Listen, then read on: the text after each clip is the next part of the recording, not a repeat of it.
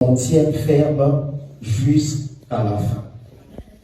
Du point de vue humain, comme je le disais, le chemin tout tracé peut être considéré comme un parcours rempli d'embûches, d'obstacles, de difficultés, des montagnes, de vallées, de trous, des épines, de toutes sortes de choses, bonnes ou mauvaises.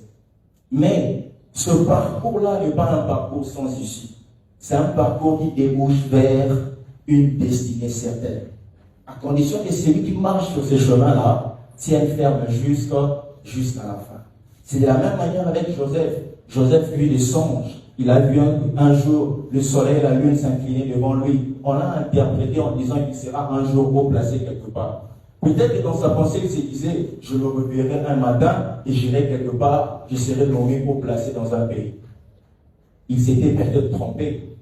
Le parcours de Joseph a démontré que Dieu avait déjà un plan bien fixé pour lui, mais le chemin par lequel il devait passer pour atteindre ce plan-là n'était pas linéaire.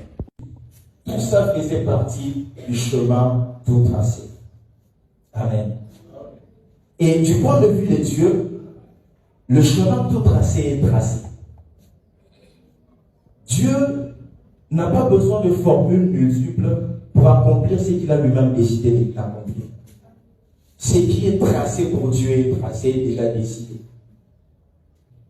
La matérialisation de la responsabilité de Dieu dans l'exécution du chemin tout tracé passe premièrement par le paradoxe de la valeur, deuxièmement par les richesses de Dieu, et troisièmement par la provision du prix payé.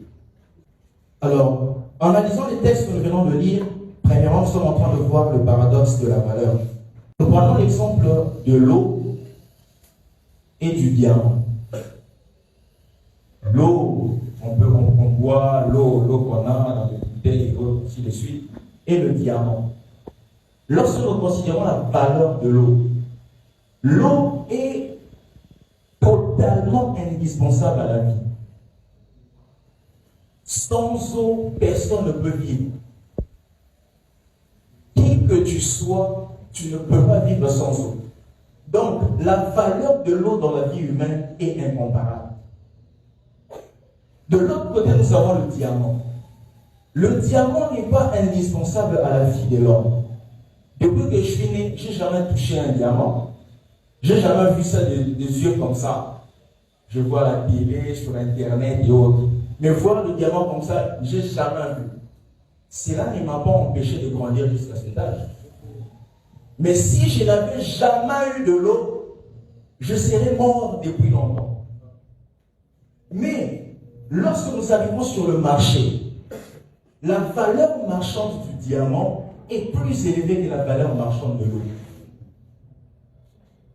Avec 100 francs, 200 francs, 500 francs, tu peux te procurer de l'eau qui est indispensable à la vie. Mais avec 500 francs, tu ne peux pas avoir le diamant. C'est totalement paradoxal.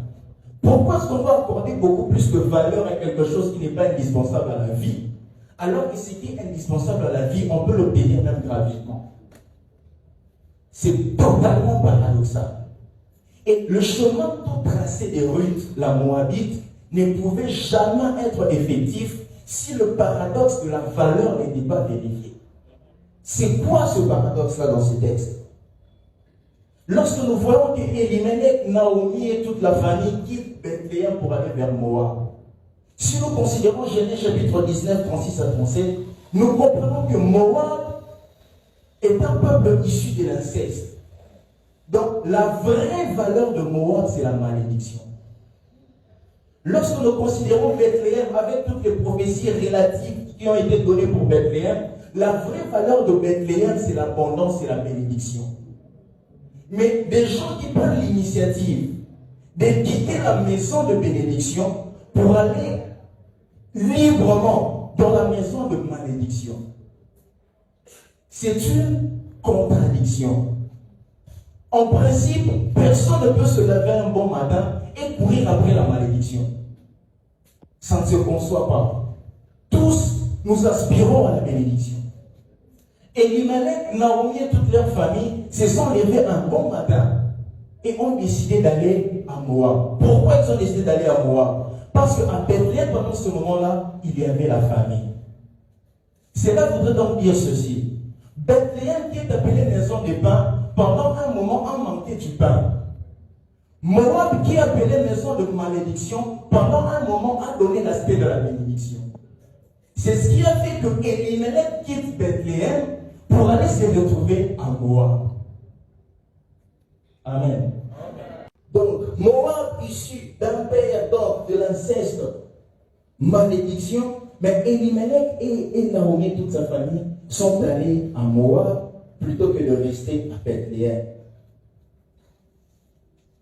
Il a fallu donc que la maison de pain manque pour un temps le pain, afin que Elimelech et sa femme aillent dans le pays de Moab, afin que le chemin de Ruth la Moabite soit tout tracé. Au début, tout ce que je dis, Dieu est un planificateur divin. Dans sa pensée, il avait déjà l'idée de la croix. Jésus devait venir. Mais il était en train de frayer un chemin. Il n'a pas poussé Ruth à quitter Moab à aller par Bethléem comme un vaurien ou comment. Il a mis en scène quelque chose. Alléluia. Il a mis en scène quelque chose. Et c'est quelque chose-là, c'est Elimelech qui n'a pas pu supporter la famine de Bethléem, qui est allé se retrouver à Moab. De cette même manière-là, même pour l'humanité, Jésus n'a pas échappé à ce principe. Pour que l'humanité entre dans son chemin tout tracé, Jésus n'a pas échappé au principe du paradoxe de la famille.